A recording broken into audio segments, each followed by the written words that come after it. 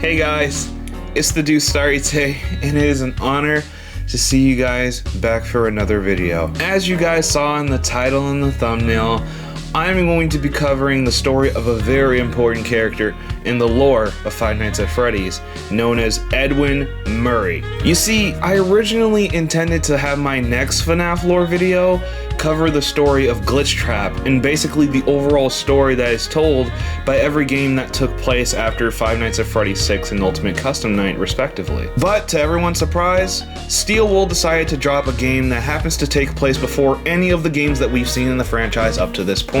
In this video, I'm going to be explaining the overall lore of Edwin Murray and how everything shown to us in Five Nights at Freddy's Secret of the Mimic connects to the lore that I previously explained in my last two FNaFLore videos. So without further ado, let's finally get into the video, and hopefully this video will serve as a guide for those of you who are confused on the overall story of the game itself. While many of you know Edwin Murray to be a simple contractor for Phasma Entertainment, he is much more than that, and his story has so many layers that we are about to get into.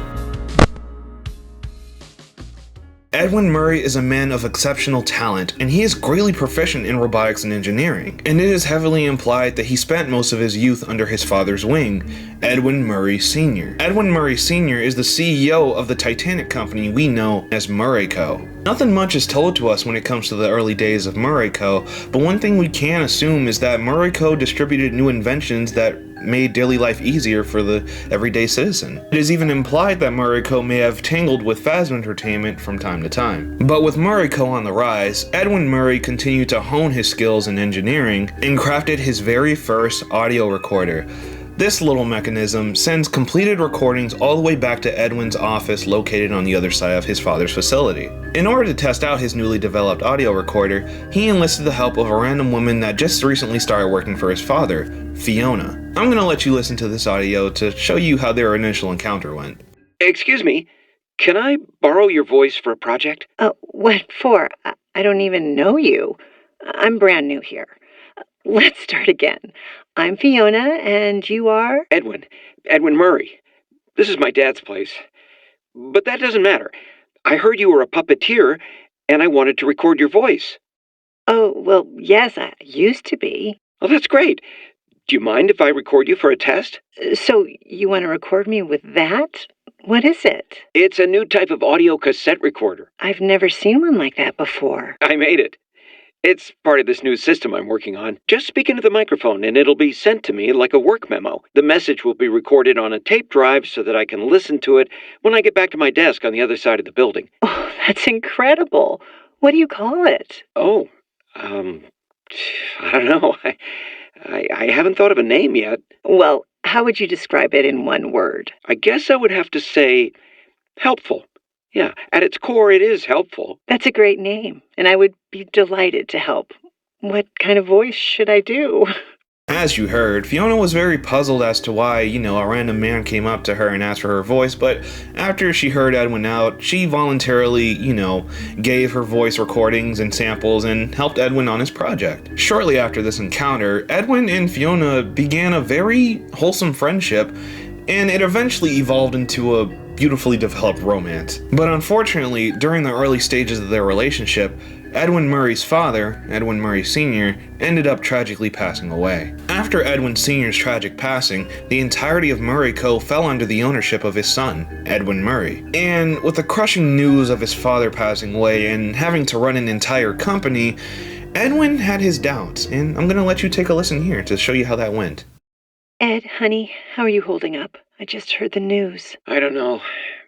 This is all so much. He's gone. He's gone, and now everyone is asking me what to do, and I don't know anything. I can't run a company.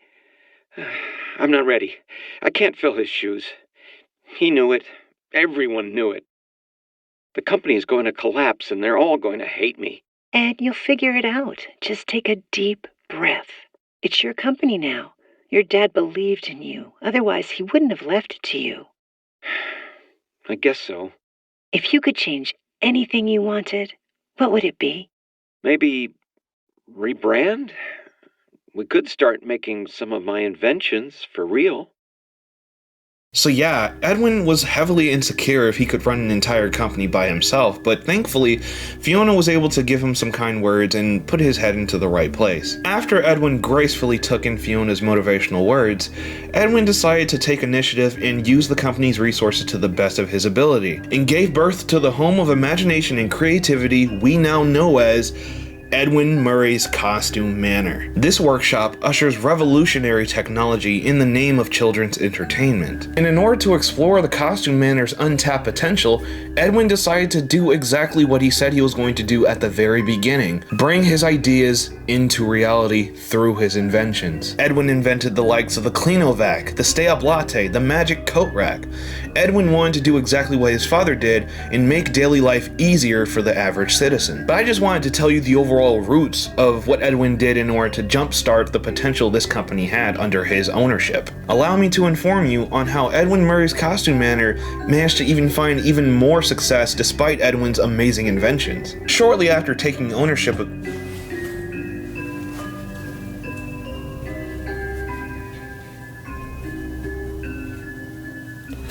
Shortly after taking ownership of the entire company, Edwin decided to immediately employ the likes of Fiona. Fiona then went on to be a lead designer for most of Edwin's projects, with most of those projects being commissions sent in by corporate entities, groups, communities, or what might have you. You're probably wondering, commissions? Commissions for what? Costumes. Murray's Costume Manor is where Edwin makes most of his inventions, but it's also where Edwin makes most of his costumes, as the name implies. Once a commission is sent to Murray's Costume Manor, Fiona is the one who creates the design, and Edwin is the one who brings the design to life through an actual costume. For example, a company probably wants a new mascot and they just want a nice costume for their workers to slip into.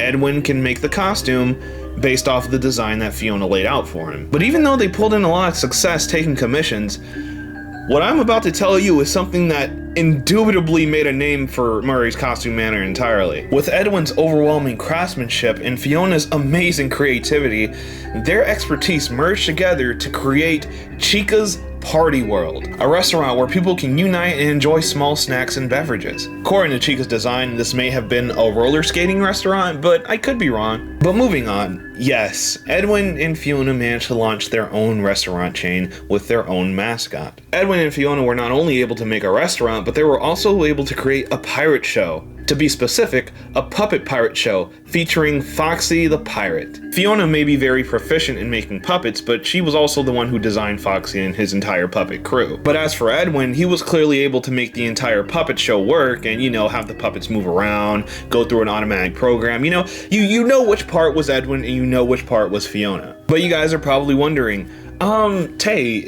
so did these guys create Foxy and Chica, or did Fazbear Entertainment collab with Edwin's Costume Manor for them to make these projects happen? And my answer to that is, it is relatively unconfirmed, but it is heavily 99% likely that Edwin and Fiona created Foxy and Chica, and were already pre-existing characters way before they became the beloved animatronics we all know and love under the ownership of Fazbear Entertainment. So do what you will with that information, but as far as we know, Edwin and Fiona are the sole creators of Foxy and Chica, respectively. Speaking of Fazbear Entertainment actually got a hold of Edwin at some point in the 1970s and hired him as a contractor to embark on a huge project. This project went on to be known as the Fazbear Project. Fazbear Entertainment tasked Edwin with creating the new animatronic band for a location they plan on opening very soon: Freddy Fazbear's Pizza. And Fiona, unsurprisingly, was set to be the designer of the Fazbear band. While we already know that Foxy and Chica are pre-existing characters by this point in time,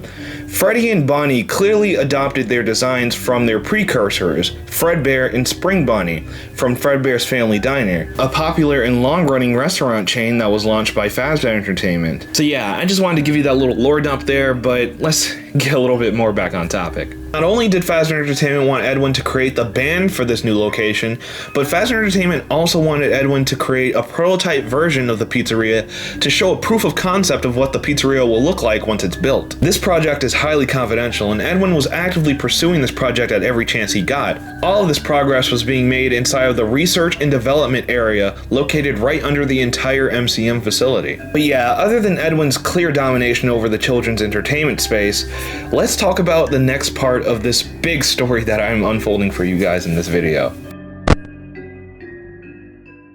In the midst of the Costume Manor's success, Edwin and Fiona eventually got married, and listen, I'd be heavily remiss to not include this in the video.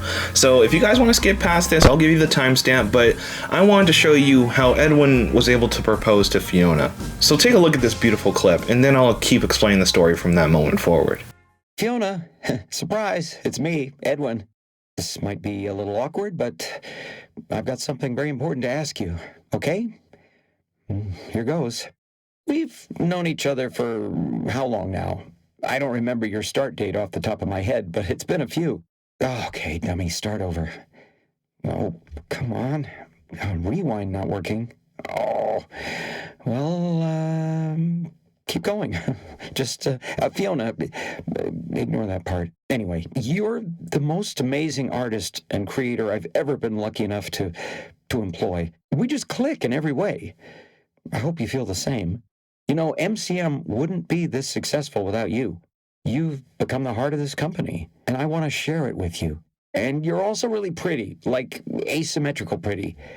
I should have led with that. And you're fun and funny. Not a lot of things really make me happy, but you do. And you make the best puppets. And I guess what I'm trying to say is, I can't think of a future without you. I want to keep making magic and sharing our creations with the world forever. So, will you marry me, please? I love you. So yeah, Fiona and Edwin, their relationship blossomed beautifully, and eventually, after they got married, they actually ended up having a kid by the name of David Sean Murray. David is a very sweet kid, and he has an unconditional love for his parents, just as any kid should. And by the grace of God, Edwin and Fiona reciprocated the exact same kind of unconditional love back to David. David's parents even went ahead and got him a white tiger plush for his very first birthday. As you can see in this picture here, David clearly has heterochromia, a condition where your two eyes have two different colors. David has one blue eye and one green eye, and the white tiger plush was heavily meant to represent that, which I think is just cute on so many freaking levels. But unfortunately, despite Edwin and Fiona bringing such a beautiful breath of life into the world, they would eventually go through some troubles as time went on. See, as time moved forward, Edwin began to show signs of negligence. The love, affection, and attention that should be going to David was being easily consumed by Edwin's new inventions and ideas. I have a clip that will paint the picture perfectly for every single one of you watching this video. Take a look.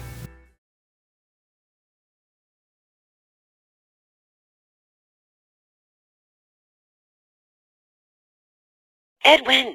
Ed! Get out here! You're missing it! Just give me a minute. I had the best idea. Okay, This is well, it. This is the one. Bigger than the Cleanovac. that's great, honey, but you're missing the party.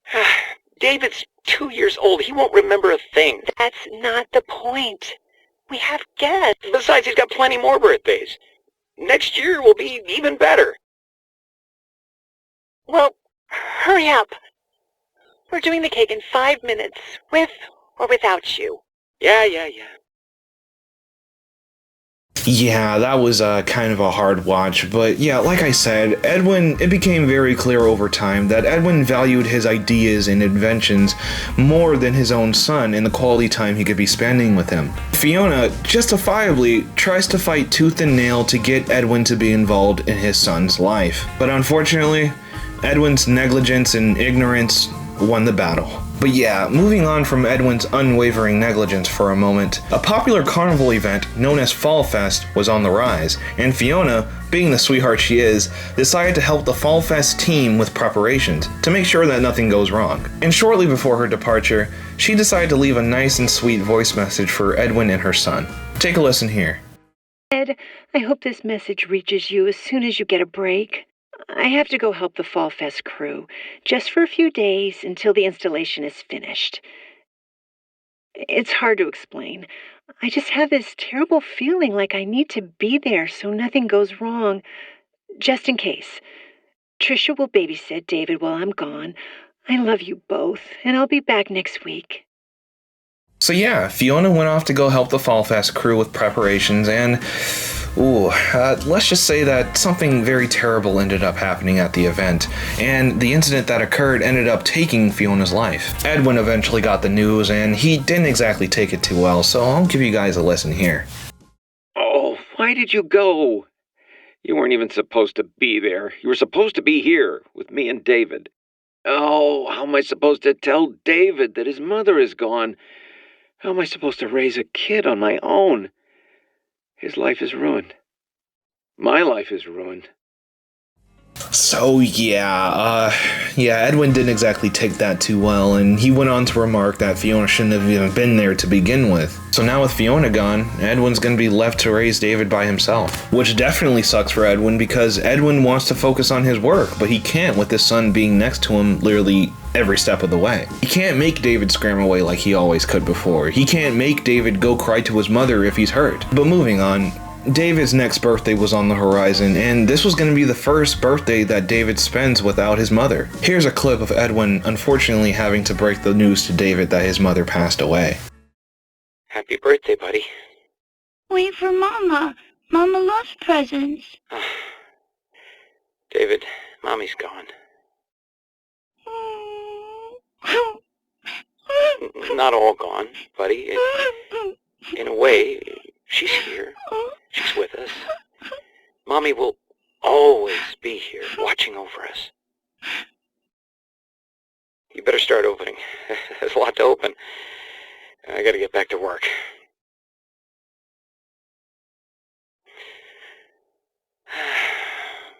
I miss you. You see, this clip really bothers me because this was a moment that Edwin could have used to, try and begin the healing process with David. David has been neglected, David has been hurt, and after telling him that he lost his mother, the only parent that actually gave him any kind of attention, you're gonna leave David to open presents? Edwin, what the hell is wrong with you? I genuinely couldn't believe myself. I couldn't believe my ears after looking at this clip for the very first time. So yeah, shortly after breaking the news to David, Edwin went on to go just continue his work. As time went on, dealing with the overwhelming stress of losing his wife so soon, and running an entire company and raising a child on his lonesome, mixed together and pushed Edwin into creating something that could actually grant him a little bit of breathing room. In a desperate attempt to lift some weight off his shoulders, Edwin decided to push his intellectual potential to its absolute limit and create a highly advanced and artificially intelligent endoskeleton known as We love you. otherwise known as Mimic 1 or M1. Mimic 1's program is highly advanced, and it normally operates by copying or mimicking behavior or mannerisms that it sees. And while Mimic 1 can copy people and human behavior, Mimic 1's program had a different intention in mind, and I'll let Edwin explain in this voice clip here when Mimic 1 first met David. David, I want to introduce you to someone. This is M1. Why does it look like that? Look like what? It's scary. Oh, it's an endoskeleton. It won't always look like this. It'll wear fun costumes. Like what? Anything you want. It can fit into any costume we've created. Think of it as your new babysitter. But doesn't get paid and go home. It'll stay with us and help around the house. So yeah, as you heard in the voice recording, Edwin made Mimic 1 for the sole purpose of fitting into any possible costume that David wanted to go inside of. Oh yeah, guys, I forgot to mention, the Mimic can actually contort its endoskeleton to fit into inside of any costume. I know Edwin said that it can fit in any costume, but I forgot to tell you how it can fit into any costume. It can basically extend its limbs, head, torso to any size so that it could fit into the costume that it wants to get into. So if the costume is big, the Mimic will make itself tall enough to fit into the costume, make its arms wide enough to fit into the costume, to make its legs long enough to fit into the costume. If the costume is small, the Mimic will make itself as tall as a child. So yeah, I just wanted to tell you guys that part because I totally forgot to mention it earlier. Needless to say, Mimic 1 worked wonders for Edwin and actually got to lift a lot of weight off of his shoulders. However, as time went on, Edwin began to make different plans for Mimic 1. Even though Mimic 1 did an amazing job at keeping David company while Edwin was working, this never filled the gap that Fiona left behind after passing away. Due to Edwin's grief from losing Fiona growing stronger and heavier as time progressed, Edwin came up with the idea to fully repurpose Mimic 1 and completely modify Mimic 1's program to only copy Fiona Murray. Her voice, her speech patterns, her mannerisms, Edwin modified Mimic 1 to completely copy it all. Mimic 1, in a way, essentially became Fiona. And with Mimic 1's program being so highly advanced, the overall artificial intelligence basically molded itself to grow a motherly love for David just as the real Fiona would have herself. And before I continue, I just wanted to talk about a heavily debated topic for a moment. A lot of people, reasonably so, believe that, M1 slowly began to copy Fiona due to seeing recordings and hearing audio tapes and stuff like that.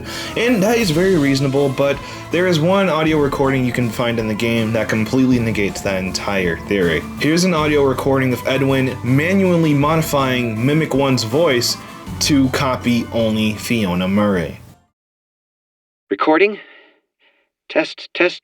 Levels are good. This is where I heard it. It's her or someone that sounds like her. Set frequency to 4625. Hello? Hello? Is anyone there? Over. Say something. It's me, Edwin. Over.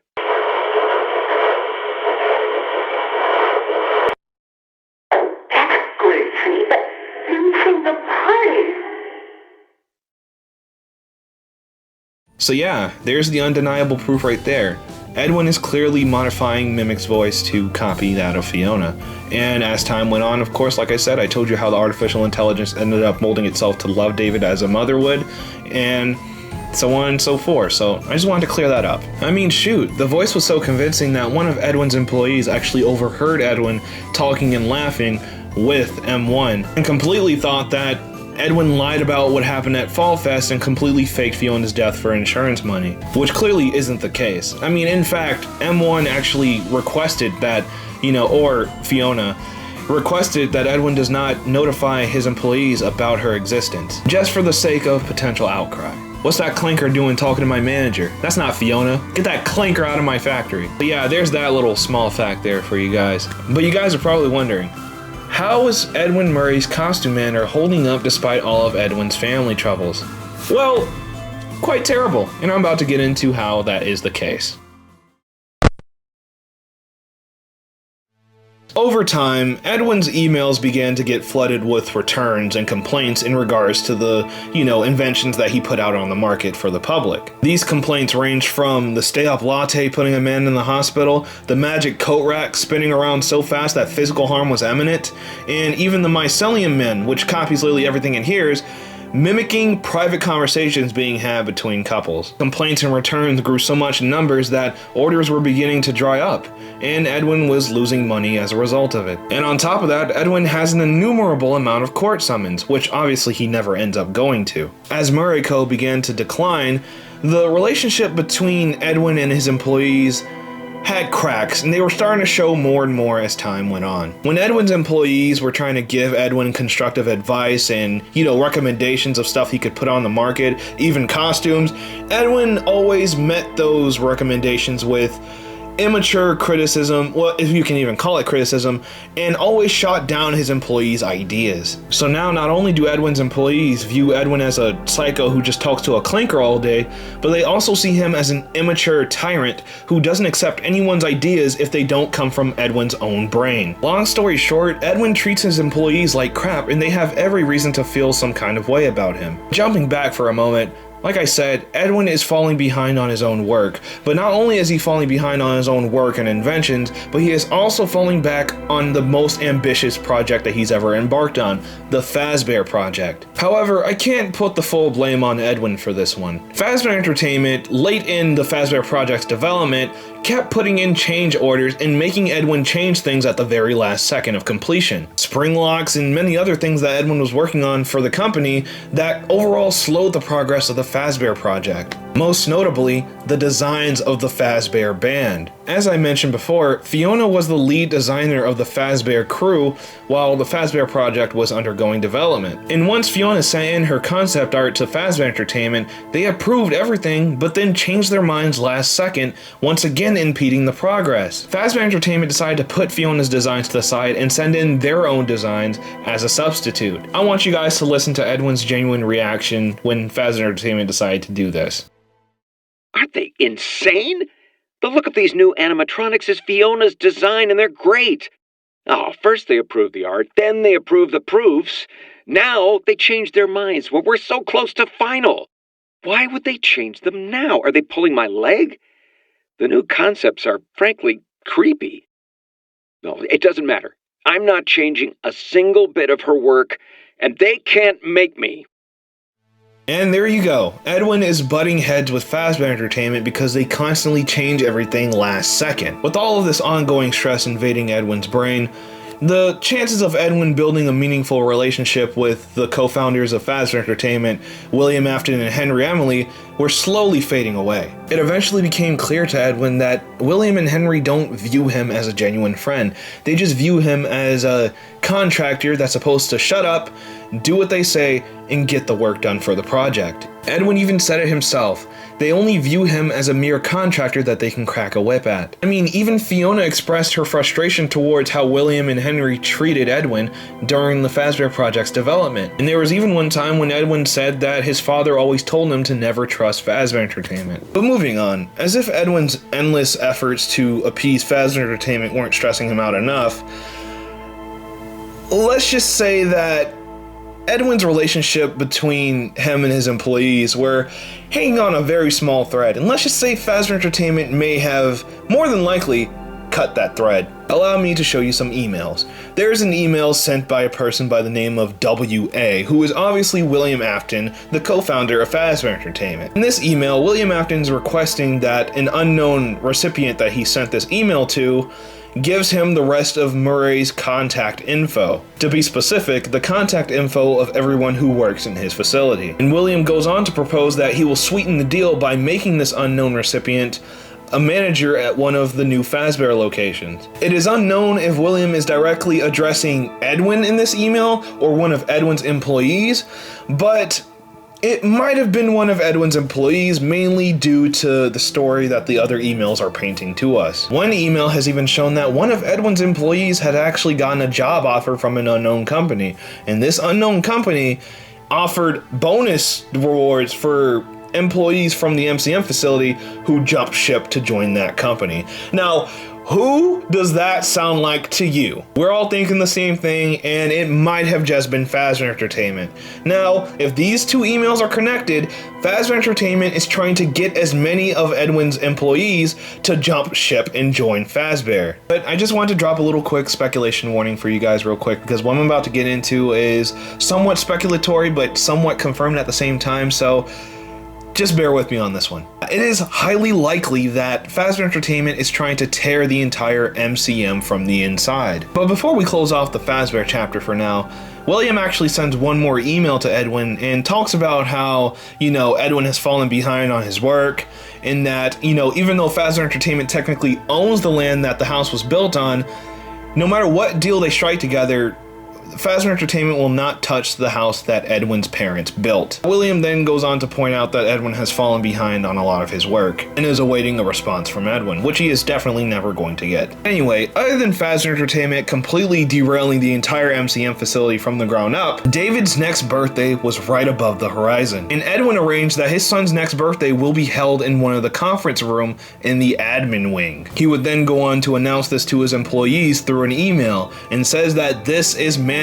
This is not optional. You have to be there at this birthday party. It is very sad that Edwin's relationship with his employees is so bad that he has to force them to be somewhere they would never voluntarily go to. Jumping back on topic here, unfortunately, right before the birthday party even took place, David tragically passes away. And as a result, Edwin canceled the entire birthday party altogether. Edwin once again faces a tremendous loss. Edwin is greatly torn up about this, but Mimic 1 who basically has Fiona's entire behavior adapted into its programming, felt just as broken up about this as Edwin did. And as time passed, Mimic 1 began to pressure Edwin into making another Mimic endoskeleton. A Mimic endoskeleton that will completely replicate the behavior and mannerisms of David. This is what M1 believes will fix the whole family. I'll show you the overall exchanges and dialogue between the two when this original idea came up.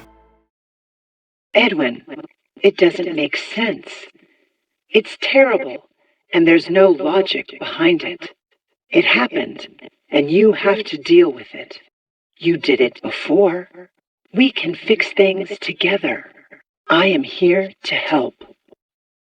Edwin, you can't put it off any longer. You need to try again. Build another. For the last time, no, it wouldn't be him.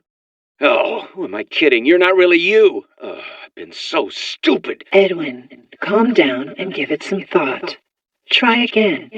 Make another, and we can all be together. All this time wasted? I should have been having fun with him, playing games and teaching him how to make things. But I didn't. You, I let a machine raise my kid. You're not real. What was I thinking? You do not mean that. It is me. I'm Fiona. Stop talking like her. You're not her. I never want to hear or even think about you ever again. Ever! While Edwin was originally against the idea of making a new Mimic endoskeleton for the sole purpose of copying David, he eventually gave in and completely forged an entirely new Mimic endoskeleton. As Edwin was developing the new Mimic endoskeleton, Edwin decided to copy Mimic 1's program. This Mimic endoskeleton went on to be Mimic 2, or M2 for short. Mimic 2 shares the exact same program as the original Mimic endoskeleton did, and shares the same ability of copying any behavior that it sees. Voices, words, speech patterns, mannerisms, copies literally everything else the same way. But I just wanted to quickly explain how M2 came into the equation. So let's just jump back quickly to what happened to M1 shortly after Edwin copied Mimic 1's program. After Edwin copied Mimic 1's program, Edwin ended up transferring Mimic 1's program to that of a supercomputer. And the reason why I say a supercomputer is because this machine is literally connected to the entire MCM facility. Do you guys remember the research and development station that is located under the entire MCM facility? Edwin decided to take the supercomputer and place it right in the middle of the security office of the under development Freddy Fazbear's Pizza. Despite the mundane placement of the supercomputer, this supercomputer is rooted to the entire MCM facility and can lock doors, access any cameras, and even speak through the intercom. This supercomputer is known as F10N4. And if you can't tell from the letters and numbers here, this name or code name spells out Fiona, because Mimic 1's program solely copies Fiona. So with Fiona becoming a sole essential part of Mimic 1's program, it only makes sense that the machine that the Mimic 1 program is inside of ends up being codenamed F10N4, Fiona. Why did Edwin implant the Mimic 1 program into a supercomputer and link it to the entire MCM facility? I have no clue, but that's exactly what he ended up doing shortly after copying M1's program for the Mimic 2 endoskeleton. So you're probably wondering, with Edwin's reawakening family issues, how is the MCM facility still holding up by this point in time? Once again, quite terrible. See, with Murray's costume manor slowly crumbling to the ground due to its decline in sales, Edwin's employees began to sell Edwin's work to an unknown party, which may have been Fazbear Entertainment. As much as I want to explain what happens next, I would like for you guys to hear Edwin's entire reaction to this. Attention traders, admin wing permissions have been revoked. And no, you can't clear out your desks. You stole my work. Now your jackets, purses, and coffee mugs, and anything else belongs to me. Maybe I'll go find someone to sell your stuff to. How does that feel?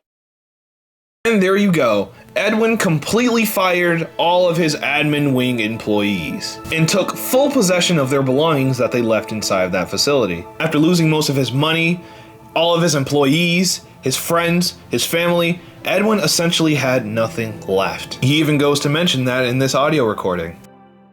I feel stupid recording this, but I just hope somehow that you can still hear me. I can't do this alone. The change orders are killing me. Our employees, my friends, they keep leaving. The money's gone. I just need to finish the new Fazbear project, and then everyone will come back. We can get back to normal. I miss my friends. Our friends. I miss you. I miss you more than you'll ever know.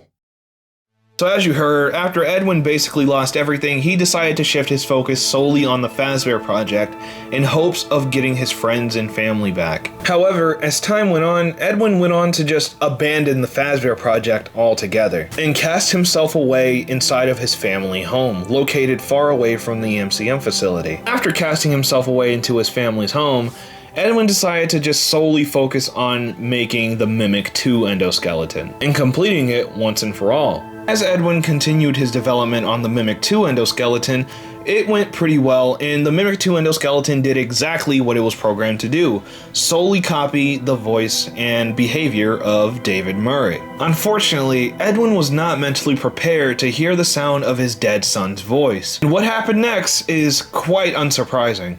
Take a listen here. Stop. You're not him. You're not. Stop sounding like him.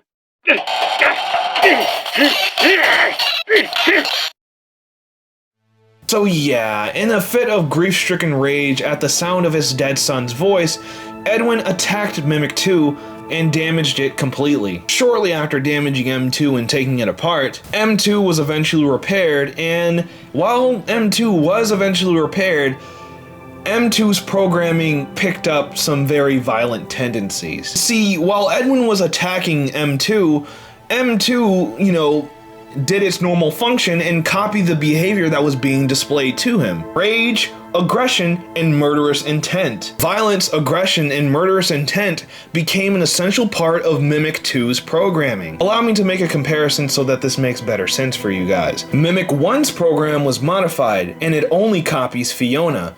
However, Mimic 2's program was damaged and malfunctioned to only copy Rage. So yes, Mimic 2 can still copy voices and mannerisms, however, killing people and tearing them apart is what comes first instead of its intended programming to mimic others. Mimic 2's original programming merely took a backseat and basically serves as a weapon for Mimic 2 to use to carry out its aggression. So there you go, that is Mimic 2's main gimmick. That's its malfunction. With this in mind, shortly after Mimic 2 was repaired, Mimic 2 immediately attacked Edwin and somehow caused an explosion to set off in Edwin's office, immediately paralyzing Edwin in the process. Here's an audio of the aftermath.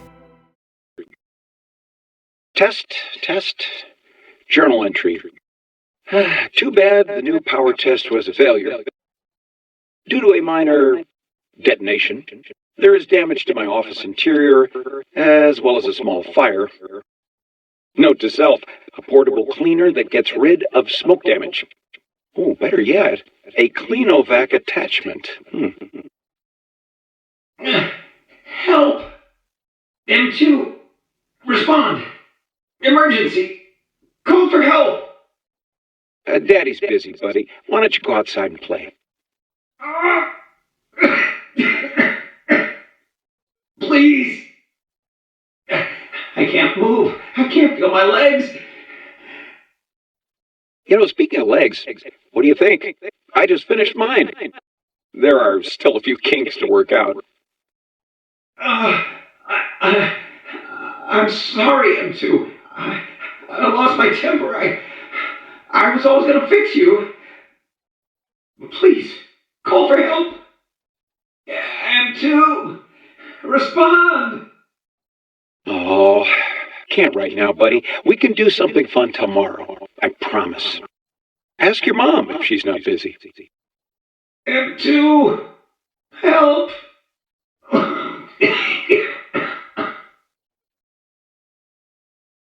That was very unnerving to listen to, but yeah, Edwin got exactly what was coming to him, and Mimic 2 immediately attacked him, like I said. He even went out of his way to mock Edwin by not only copying his voice, but also repeating lines that Edwin said to David when he was neglecting him. Which comes full circle because Mimic 2 was meant to copy David, and of course, as we all know, Edwin always neglected David. So in a way, Mimic 2 is carrying out how David truly felt when it came to Edwin neglecting him. It is unknown what happens to Edwin after this, but it's kind of safe to say that he died. After Edwin's final encounter with the Mimic, Edwin unsurprisingly went quiet, and buyers and investors never heard from him ever again. Most notably, Fazbear Entertainment. See, according to the contract Edwin had with Fazbear Entertainment, all of the tech that he was working on for the company, and most importantly the Fazbear project, will eventually fall under the ownership of Fazbear Entertainment. With the contract coming into full effect,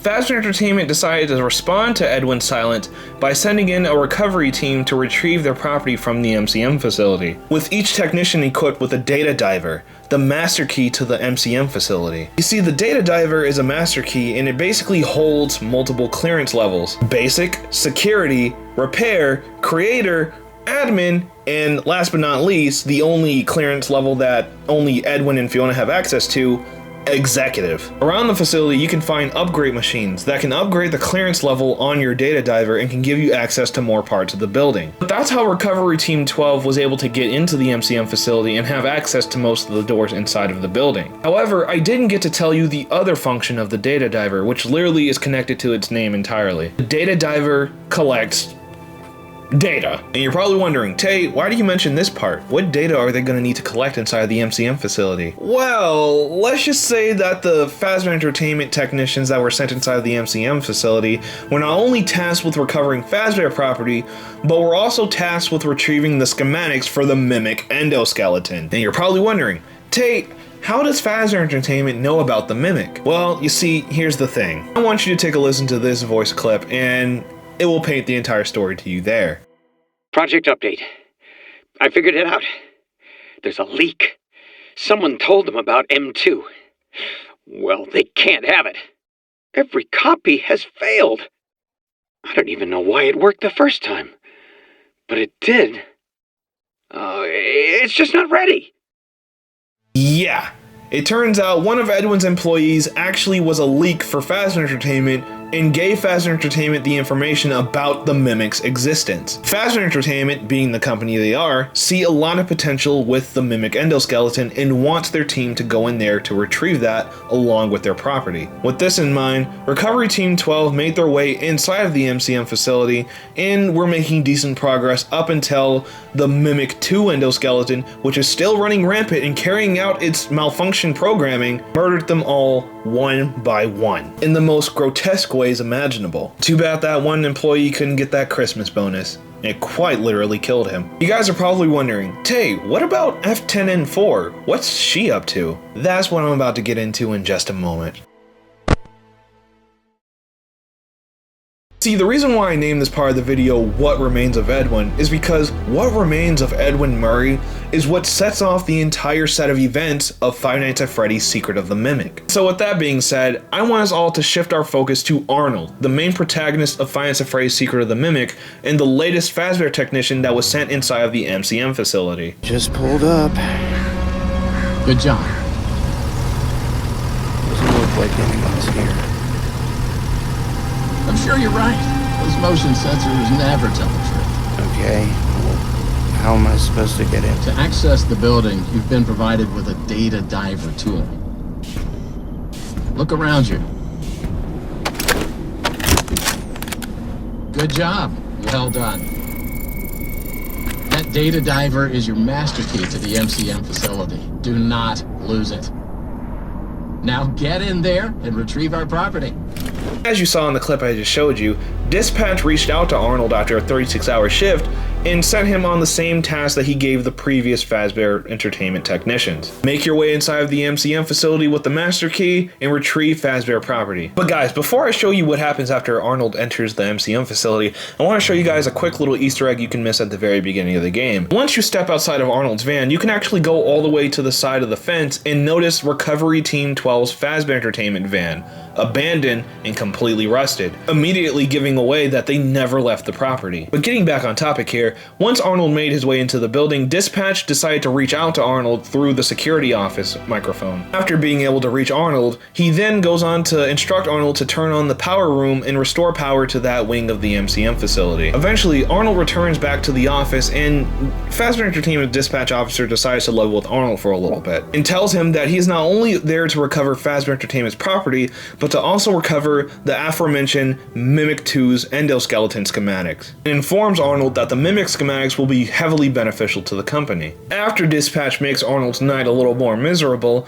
Arnold goes on to make his way throughout the MCM facility and is unsurprisingly approached by the rampaging Mimic 2 endoskeleton. Mimic 2 goes on a hot pursuit to kill Arnold and even goes as far as to fitting itself into any costume in order to accomplish that. But it not only goes out of its way to fit itself into any costume as its programming intended, but it also goes out of its way to fit itself into Edwin's other creations that aren't costumes. See, the unspoken part about Mimic 2's function is that it can not only copy characters and mimic behavior, but it can also take control of any machine that it gets into and become not only the machine, but the character that the machine is supposed to be. Mimic 2 starts this off by taking Jackie out of its box and using its elongated body to chase after Arnold. By the grace of God, Arnold survives the first encounter and promptly returns to his office.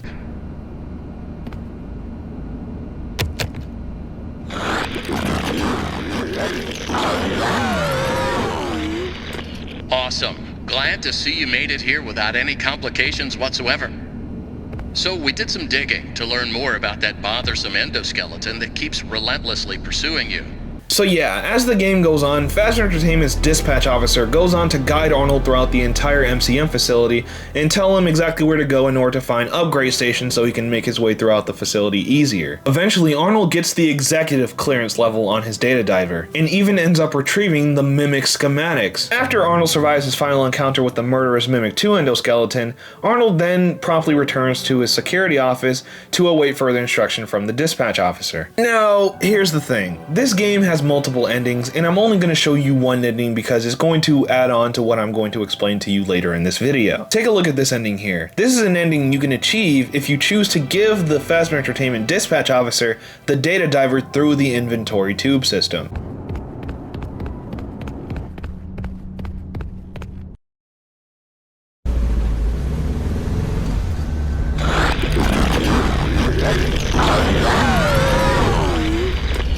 Arnold, there you are. We've been trying to get a hold of you all night. Why didn't you answer? Fazbear Entertainment has no other option but to let you go. What? I just talked to you. You told me to give you the data diver and I could go home. So you admit it? You misplaced company property. No, I gave it to you. Fazbear Entertainment will hold you personally responsible for lost or stolen property. What did you expect would happen? I did everything you told me to. Don't call us. Our lawyers will be calling you.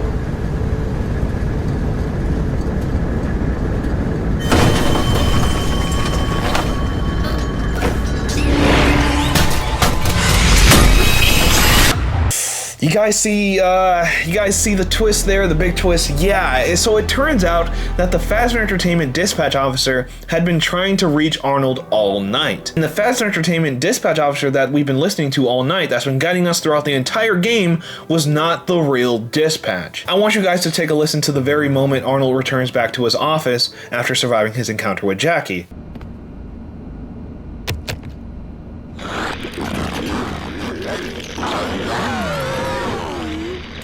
Awesome. Glad to see you made it here without any complications whatsoever. Now I want you guys to take a listen to the sound that plays after Dispatch finally gets a hold of Arnold at the end of the game once he drives off the property.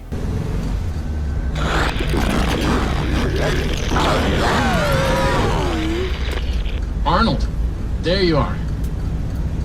We've been trying to get a hold of you all night. Why didn't you answer? Yep.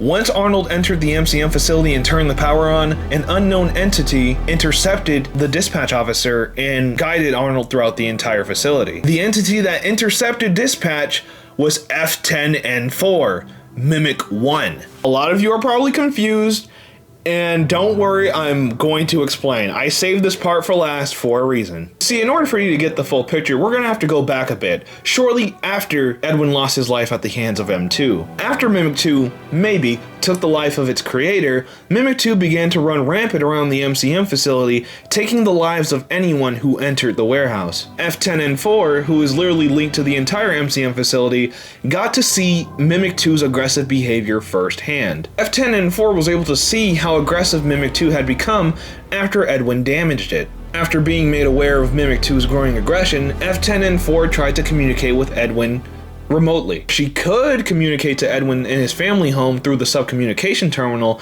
but the explosion that kicked off due to Mimic 2's attack on Edwin, she lost the ability to do that. So now she was forced to communicate to Edwin through emails. One email reveals that Fiona was actually working with one of the Fazbear technicians that were sent into the location, and that technician even had the executive clearance level on his data diver. Unfortunately, this technician who managed to make it this far ended up losing his life at the hands of Mimic 2. After F10N4's email was met with complete silence, F10N4 continued to beg Edwin to fix M2. She then went on to manufacture blueprints and schematics for a cradle, something that is meant to keep David safe and provide boundaries so that everyone stays safe. Keep the Mimic safe and secured, away from anyone else that it could potentially harm. F10N4 then goes on to say that if you are not going to finish the Mimic 2 program, then at least build the cradle so that no one else is harmed. Now guys, I'm going to put a speculation warning because I gotta say this has to be the most heated debate in the entire game. The cradle. Now guys, a lot of people have made theories, and it is a popular belief that F10N4 is the aforementioned cradle. However, I have a slight bit of evidence that I believe goes against this belief. You see, in one of the game's endings, you can actually activate the cradle EXE on Edwin's computer in his security office. What Cradle EXE does is that it literally causes the entire MCM facility to burn up and crumble to the ground. A lot of you are confused. Tay, Cradle EXE just burns the entire MCM facility to the ground? I thought the cradle was meant to keep David safe, M2 safe, and provide boundaries so that no one else is hurt. Keep Mimic 2 contained. What happened to that? You see, this is because Cradle EXE is an unfinished program. And how I know Cradle EXE is an unfinished program is because what ends up happening once you activate the program does not fit its intended description.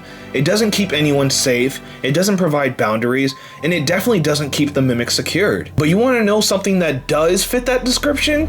The Mexis security program that we first got introduced to in Finance of Freddy's Security Breach Ruin DLC. If you take a look at the Mexis security program, the Mexis security program is identical to that of F10N4. Now you see, the issue here is that people believe that F10N4 is the cradle, which makes no sense at all, and it doesn't fit into the timeline of events established inside of the game itself. However, I do believe that F10N4 does play a role in this somehow, and I'll tell you why. See, when you go on the computer in Edwin's security room and you activate Cradle EXE, you can see the title read Mechanical X-Form Experimental Storage, Mexis. You see, there we have it. Mexis. The Mexis security program is an experimental storage system. The Mexis security program kept the Mimic contained under the Pizzaplex for a very long time and provided the aforementioned boundaries that F10N4 intended for it to have. And last but not least, it kept everyone safe. It kept the Mimic from interacting with people, hurting anyone else. In the same exact email, F10N4 even goes on to say that this computer is bigger than anything you have ever made before. Let's compare F10N4 to the Mexis security program. F10N4 is just a supercomputer that is linked to the entire MCM facility. It can access camera footage, and it even locks doors around the facility, and it also knows exactly where every upgrade station is. And on top of that, it hosts the Mimic 1 program. Now we have the Mexis security program. This program contains the Mimic, and it also has its own guardian that takes the form of a rabbit and keeps the security program up and running. So yeah, it's safe to say that the Mexis security program is exactly what the Cradle was intended to be. The real question is, why does the Mexis security program look exactly like F10N4? Now, you see, this is the part where I say that F10N4 still has a small role to play in this. While the function of the Mexis security program is meant to be the Cradle, I believe that it's very likely that either the schematics are identical to the exterior of F10N4, or F10N4 was used to host the Mexis security program and carry out the intended functions of the Cradle. So yeah, I don't believe F10N4 is the Cradle. I believe that F10N4 was either repurposed or just shares the same exterior as what the Cradle ended up becoming, the Mexis security program. So yeah, I just wanted to explain that for a moment. I hope that wasn't confusing for you guys, and I hope it makes you understand the story a little better. But yeah, let's jump back on topic here. F10N4 had made plenty of attempts to try and reach out to Edwin and beg him to finish the Mimic 2 program and fix M2. Get rid of his homicidal tendencies and return him back to his intended function, copying and mimicking David Murray. But unfortunately, since Edwin is most likely dead, he never got back to F10N4, and it doesn't help that the subcommunication terminal located in Edwin's house was damaged due to the explosion. So as time went on, F10N4 never heard from Edwin again in weeks and months. So F10N4 came up with a plan. Use her Mimic 1 programming to copy the voice of Fazbear Entertainment's dispatch officer and use his voice to guide the Fazbear technicians around the facility and not only get all of the clearance levels needed on the data diver, but to also get the Mimic schematics. It is likely that F10N4 wants the Mimic schematics so that she can finish the Mimic 2 program herself. Of course, Mimic 2 can't be controlled, and he did end up killing every Fazbear technician, throwing a wrench in F10N4's plans. But in one of the game's endings, you get to see exactly what happens once F10N4 finds out that you will not help her in her quest to get the Mimic schematics and repair M2. What are you doing? That area is off limits. You have made your choice. You are not going to make it out of here alive. You could have helped. If you had just given me the schematics, we could have fixed things. I thought you were different. I thought you might understand. But you're just like the others. The other technicians, the workers. They didn't listen, and it caught them all. Now it's your turn to play dress-up. When he catches you, which one will he choose? Who are you deep down inside? Another worker bee? A bumbling bee? Perhaps a busy bee? In many ways, tonight has been a comedy of errors. A jester would suit you well. Or a bunny, running from danger, scared and stupid, searching for a hole to hide in. No, you did everything I asked up to this point. You were an obedient dog, a good dog.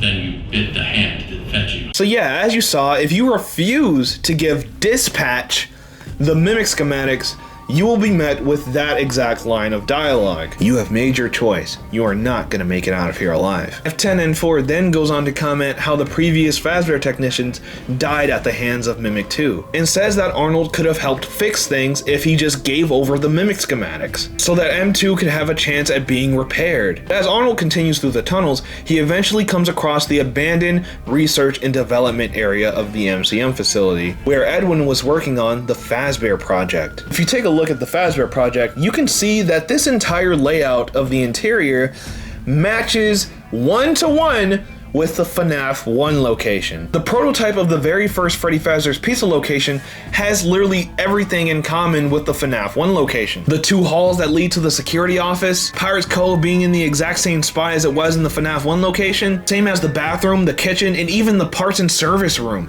Everything is the exact same. Guys, I'm gonna go into speculation territory here, even though it's more than likely confirmed, but I think what they're trying to tell us is that the reason why we've never gotten to see the original Freddy Fazbear's Pizza location is because the FNAF 1 location is the original Freddy Fazbear's Pizza location. It would explain a lot of things. It would explain why newspaper clippings depicting of when the first missing children incident happened are still hanging in that location by the events of Five Nights at Freddy's 1. It would also explain why the FNAF 1 location is so haunted. This is where William Afton first killed the 5 children. This is where everything happened. This is where all the blood was shed. The hallucinations, the apparitions, the children giggling, the whispers, it all connects back to when things first went down. And the tragedy first occurred in the very first Freddy Fazbear's Pizza location. Long story short, guys, what I'm speculating here is that the FNAF 1 location is the very first Freddy Fazbear's Pizza location that was opened up shortly after Fredbear's Family Diner closed down. This is the very first Freddy Fazbear's Pizza location that was opened in 1983. According to what we see in FNAF 1, it is very clear that after the events of Secret of the Mimic, Fazbear Entertainment was able to retrieve their property and make use of what was left of the Fazbear Project. Manufacture animatronics that look nothing like Fiona's original design, reuse the same interior that runs off limited power. It all makes sense. Anyway, speculation over. I'm going to continue telling the story of what happens after Arnold begins to, venture through the abandoned ruins of the Fazbear Project. After pulling reverse FNAF 1 and getting F10N4 to lose power, he has a full one-on-one confrontation with F10N4. And this is what F10N4 has to say.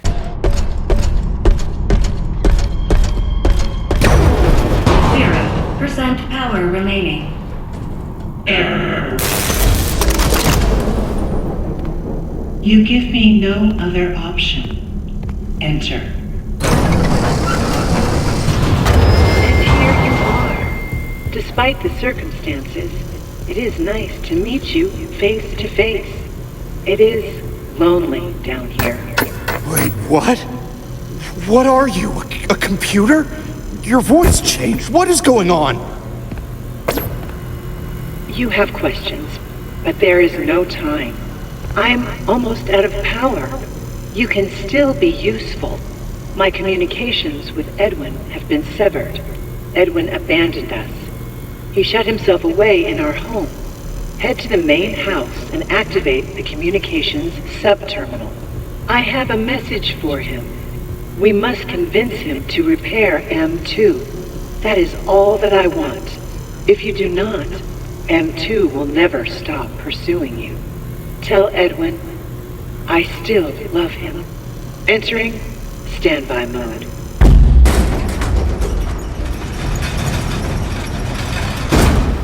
So there you go, straight from the horse's mouth. F10N4 has lost communication with Edwin and wants Arnold to, someone who screwed up pretty much all of her plans, to at least go to the family house and reignite the sub-communication terminal so that she can once again speak to Edwin after all this time. Of course, Arnold was able to go to the family house and avoid the Mimic one last time and successfully activate the sub-communication terminal. But shortly after doing that, he activates Cradle EXE, an unfinished program that sets the entire MCM facility ablaze. I'm going to show you what happens after Arnold activates Cradle EXE and causes destruction to the entire MCM facility and Edwin Murray's family house.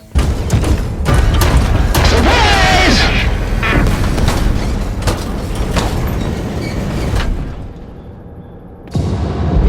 Edwin, it's me. It's been a long time since we had a chance to talk. I hope you're taking care of yourself. Knowing you are still trying to hold it all together. But the company doesn't matter anymore. It's over. You need to let it go. I beg you, put it all aside and fix M2. It is not too late.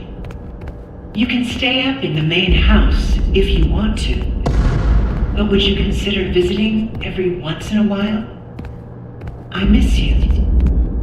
But I miss my child more. I watched him grow up through this machine. I want him back. It's not too late to fix our family. Entering standby mode.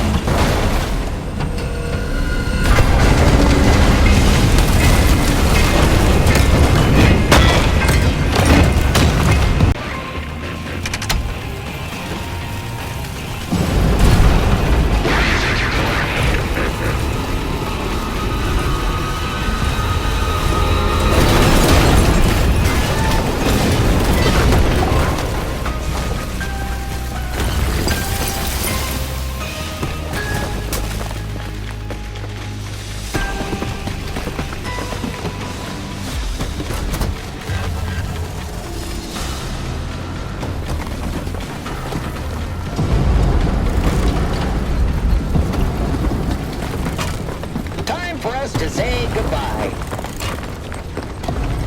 We hope you were inspired by our showroom tour.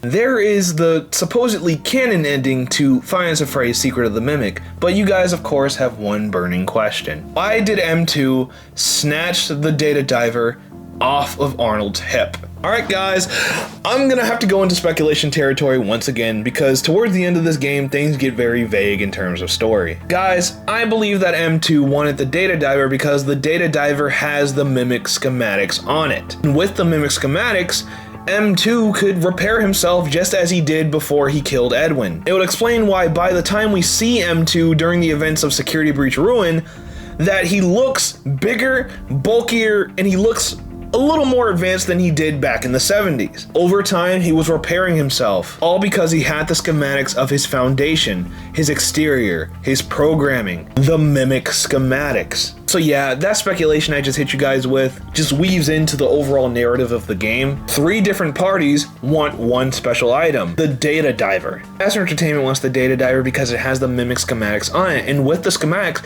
they can build themselves a Mimic that can make them tons of money. F10N4 wants the data diver because it has the Mimic schematics on it, and with the Mimic schematics, she could potentially rebuild the Mimic and fix M2 once and for all. Last but not least, M2 likely wants the Mimic schematics because it wants to repair itself and upgrade itself as time goes forward. See what I mean? Like, it all weaves into one singular narrative. But yeah, with that being said, that pretty much just wraps up the entire story of Edwin Murray and pretty much the overall story of Secret of the Mimic. Guys, before I end this video, I just wanted to address something. I want to address the elephant in the room because, you know, you guys are going to get on my tail if I don't mention this.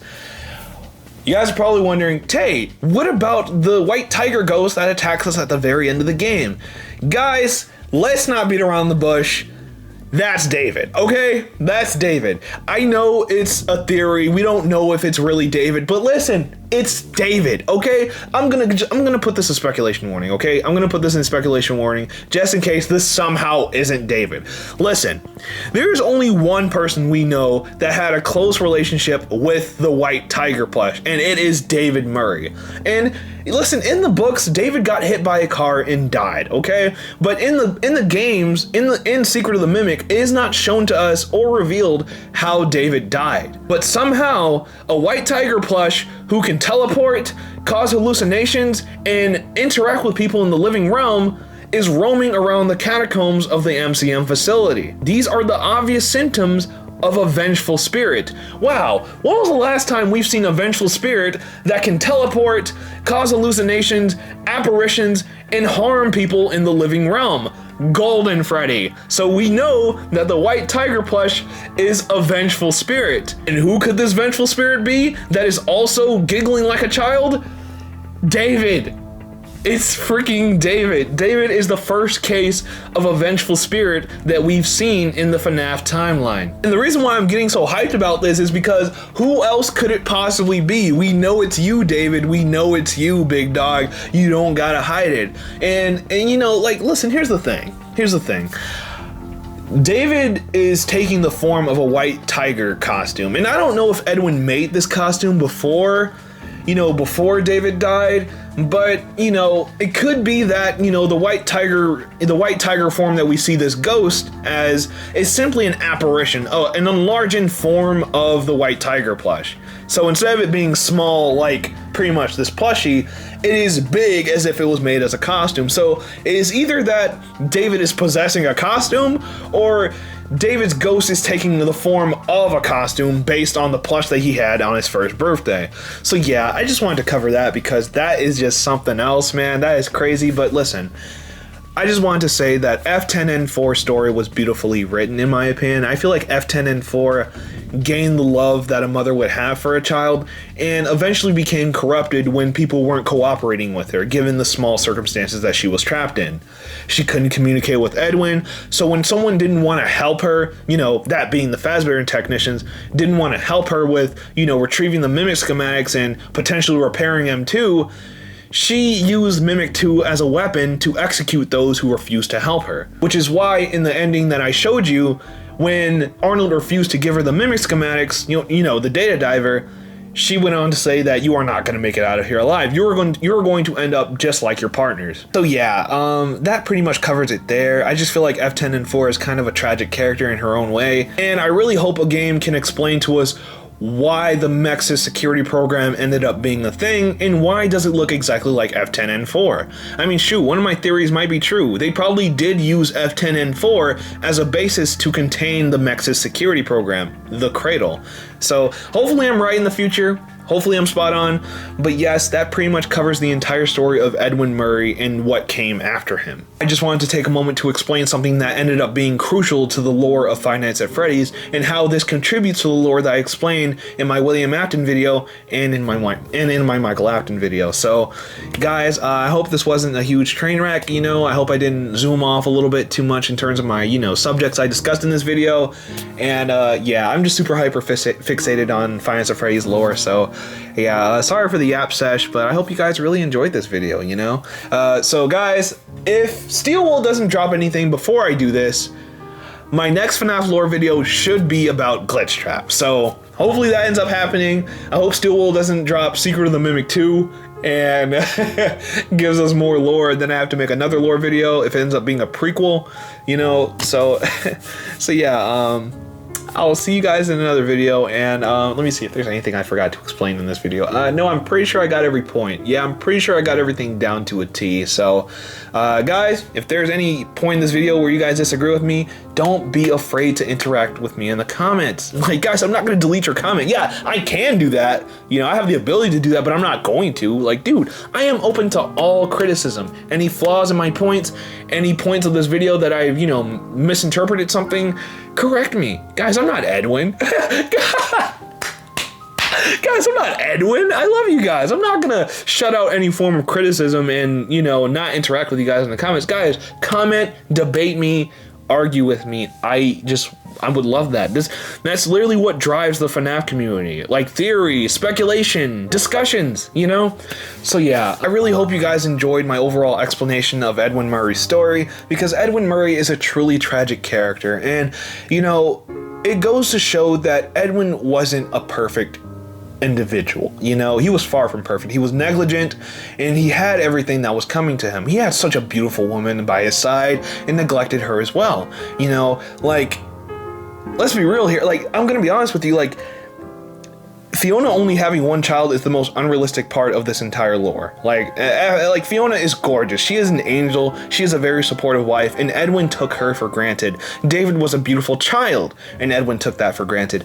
Edwin had everything given to him on a silver platter, and he took it all for granted, and it all fell into his face. It was only up until Faster Entertainment got a hold of him that things ended up only rapidly declining from that moment forward. Edwin's story is truly tragic, but you know, hopefully there's a game that goes more into how, you know, what happens to Mimic after the events of this game, you know, what happens with the Mimic's security program stuff. I really hope that gets explained more in later installments. Anyway, that wraps up the entire story of this video, and I really hope you guys enjoy my explanation. I hope I was very concise. I hope I was very on point with my with each discussion, and yeah, that's about it. So I love you guys very much, and please take care of yourselves as always.